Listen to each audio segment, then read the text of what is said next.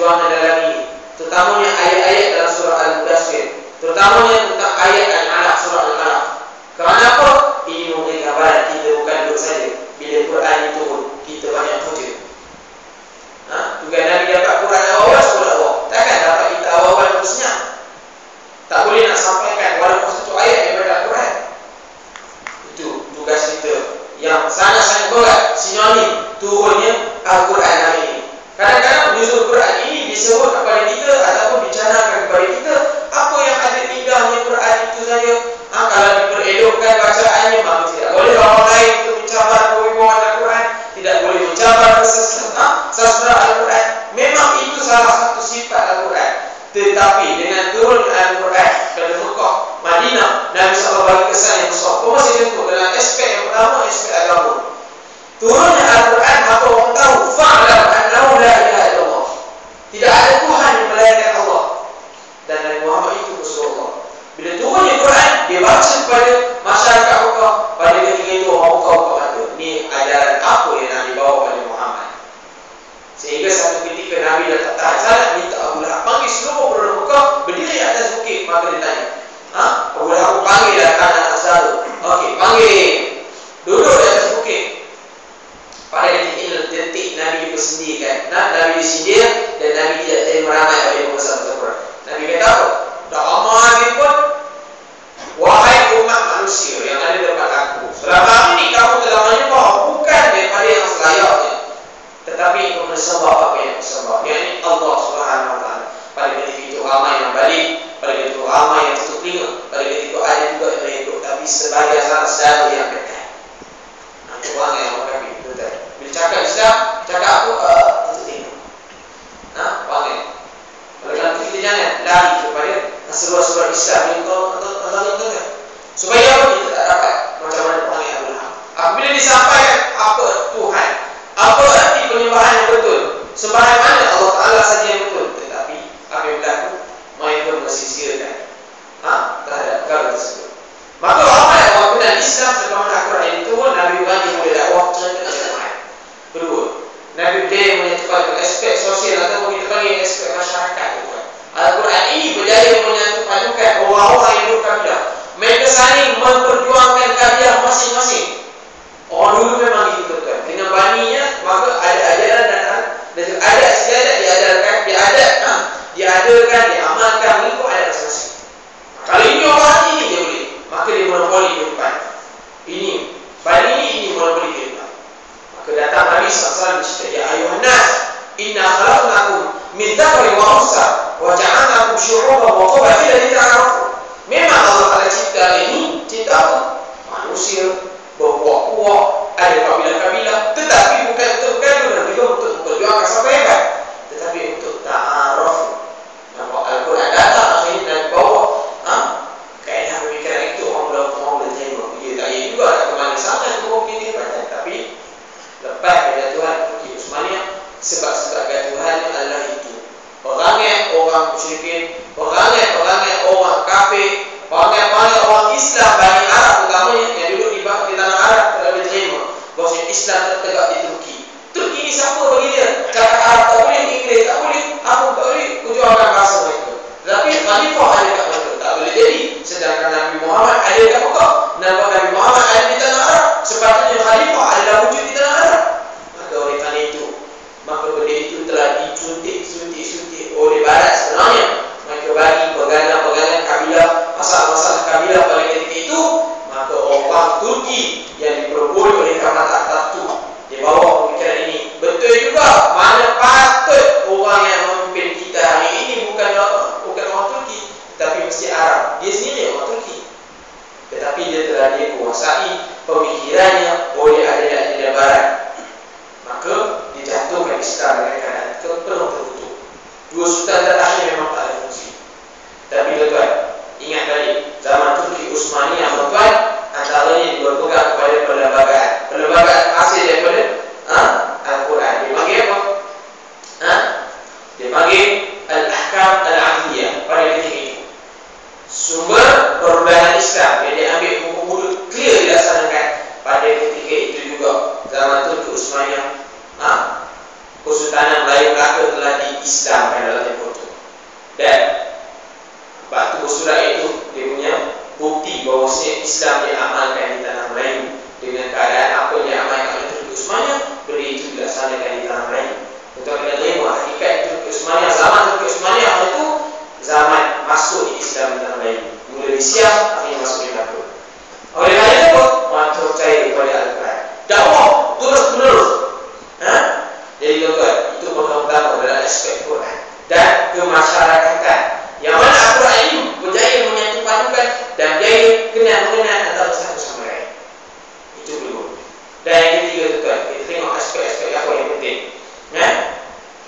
Antaranya aspek ekonomi.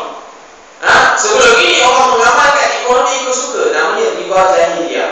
Orang mengamalkan aspek perundangan atau ekonomi jahiliyah. Tuan-tuan, pergi ke pasar, mereka buat suka-suka hati mereka jual barang ini dengan kaedah jual barang jahiliyah, riba jahiliyah. Okey, kamu aku bagi hutang, maka apabila lebih tempoh, kamu kena bayar lebih. Zaman sekarang tu kita dah ikut, tak boleh tak dapat tidak. Dah jadi darurat. Tak cukup dengan itu, jual barang tu, jual ikan, jual sayur, jual buah. Letak buah cantik saja di atas, bawah-bawah tu semua buah. Nak berapa kilo? 3 kilo. Dia ambil betul-betul bawah. Masuk dalam pasir. Maka orang itu orang Melayu itu. Melayu jahiliyah dia bagi. Dia yang satu yang betul-betul itu. Dan lain tu, dia kata mesti beli pokok ini, tak boleh beli kelompok lain. Nampak tak tuan? Kita dia saya kata mak tuan, kena buat sikit buah sikit. Biar orang buat khiyar, biar orang buat pilihan dalam nak beli buah, beli apa. Supaya kita tak ada terpaksa dibeli dengan kaedah jualan titik itu, kaedah jualan jahiliyah, orang jahiliyah. Maka Nabi datang, Nabi sebut wa ahallallahu al-bai'a wa harrama riba. Ini Quran sebut katanya Allah Taala halalkan jual beli yang diizinkan, tapi Allah haram riba. Apa contoh riba? Ini cara-cara ini. Maka pada ketika itu orang masyarakat Arab lebih bersatu dan lebih berterima Islam dengan kaedah yang kedua. Al-Quran itu juga menyepadukan ekonomi, menyisihkan orang-orang lain, tidak boleh ketepikan orang yang tak ada duit macam mana kaedahnya. Quran datang membantu masyarakat itu.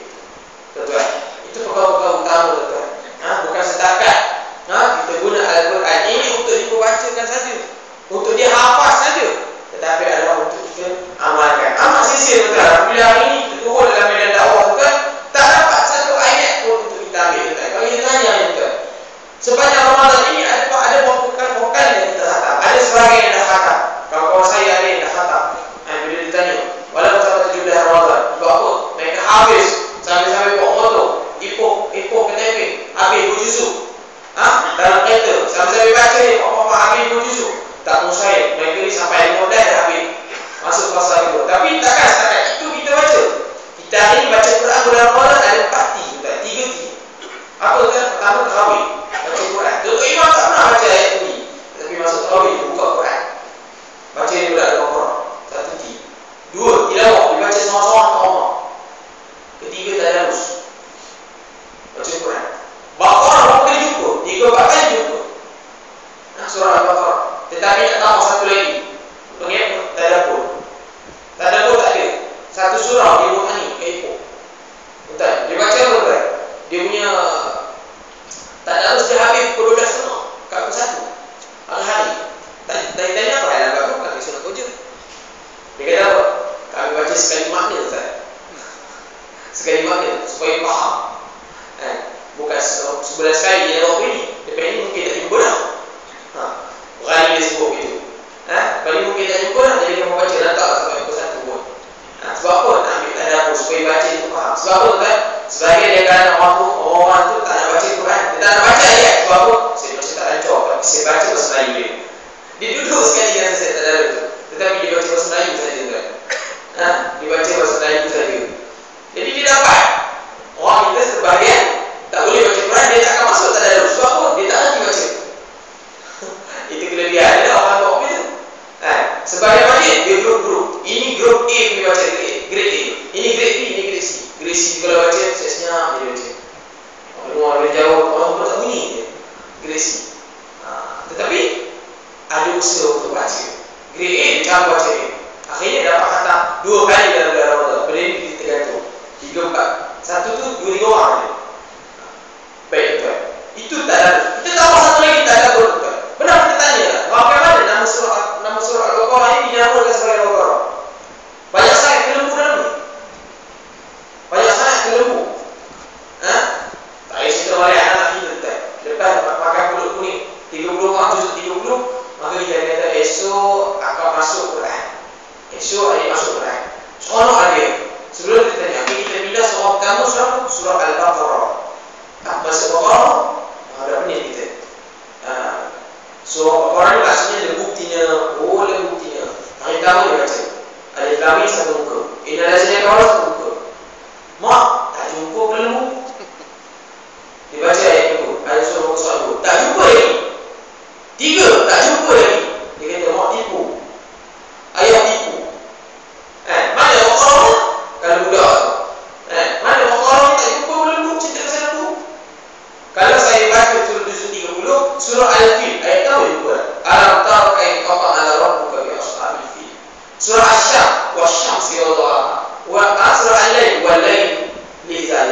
Al-Duha wa Duha jumpa.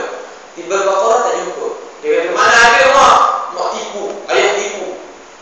Maka apa kita nak jawab anak? Sedangkan kita tak pernah cari mana dia punya dia punya kunci ayat. Rupanya ayat lebih kurang ayat 60 baru jumpa Baqarah. Cerita Baqarah cerita apa tuan? Cerita pasal seekor lembu yang disembelih, yang diminta sembelih oleh Rasulullah, oleh Nabi Musa. Ketika macam mana? Satu ketika ada sebuah kampung. Sebuah kampung ini ada seorang anak saudara dengan bapa saudara. Cerita yang sangat masyhur yang kita ikut panggil Bani Israel itu kan. Kerana perangai Bani Israel ini dah ada dalam masyarakat kita. Apa yang disebut cerita bagaimana dinamakan Al-Baqarah ini dengan nama itu, peristiwa itu. Seorang anak saudara dengan bapa saudara. Cerita ini di sebuah kampung dan umat Nabi Musa. Dan bapa saudara ini banyak duit, banyak harta. Jadi tekad anak saudara ini, dia faham ilmu warisan. Dia kata, ayah bagi aku anak saudara terdapat katolis. Yang betul lah anak saudara. Kita tuan-tuan itu juga tak benar-benar bapak yang semua. Tiba-tiba mati datang tuntut harta. Sebab ayah bapak ni panggil orang Bani Israel. Okey, apabila hajat dia besar nak dapat harta, maka dia fikir apa jalan paling cepat? Ialah membunuh pasal dia. Maka dia bunuh pasal dia. Satu hari bila dia bunuh, satu malam dia ingat apa patut dia buat. Maka dia buat, lepas mana dia bunuh, dia letak ke rumah seorang sahabat, seorang kawan-kawan yang dibunuh kampung tersebut. Esok pagi dia bangun, dia buat panggil apa muncul pop dadang. Dia pergi masuk kampung, dia panggil orang, "Oi, lu apa pasal bilang katanya. Pasal bilang." Orang cari, memang betul pasal bilang. Maka dia dah tahu mayat yang dia letak kat mana. Jom kita cari belah sana pula katanya. Cik Ramli dia suruh danang. Pergi siapa dulu? Pergi siapa ini? Dia tak boleh jawab kan? Macam itu juga sebenarnya inspirasi Cik Ramli dia ambil cerita Bani Israel juga. Cerita itu dah ada dalam Quran, Datuk Atuk lama dah. Dia ambil dari itu. Cik Ramli ambil kat Singapura. Orang Singapura cerdik. Okey. Jadi dia pergi, dia kata, "Oh ini depan rumah Pak Kasim rupanya. Mayat pasal aku. Ini mesti Pak Kasim yang bunuh." Maka dia bunuh. "Pak Kasim, kamu bunuh pasal apa ni?" Apa kata Pak Kasim tadi? Saya tepuk dalam Pak Kasim, bukan Pak Kasim pun. Okey. Pak Kasim kata, "Bukan aku bunuh. Tiba-tiba ada mayat depan ini. Jom kita bawa cerita ini kepada Nabi Musa. Tengok. Nabi Musa walaupun Allah terima dia sebagai Rasul, tetapi untuk penyelesaian masalah orang yang ada akhlak, orang yang ada sifat dakwah, usaha sampai dakwah, satu ketika nanti orang rujuk kita juga. Tuan-tuan sebab itu kan, bila cakap Islam kan, orang tak terima, orang tak ikut. Tetapi terdesak orang cari kita. Cerita lepas ini, cerita lepas penyelesaian masalah, tapi terdesak orang cari kita. Kerana Allah dah janji dengan berbagai kisah. Macam itu juga, orang jumpa Nabi Musa, orang tanya, ni boleh tak selesaikan masalah kamu ni? Ada seorang pakcik mati, tak tahu siapa pembunuh. Kata Nabi Musa, qala Musa liqaumihi inna Allaha ya'murukum an tadbahu baqarah. Ayat itu kan dalam surah Al-Baqarah.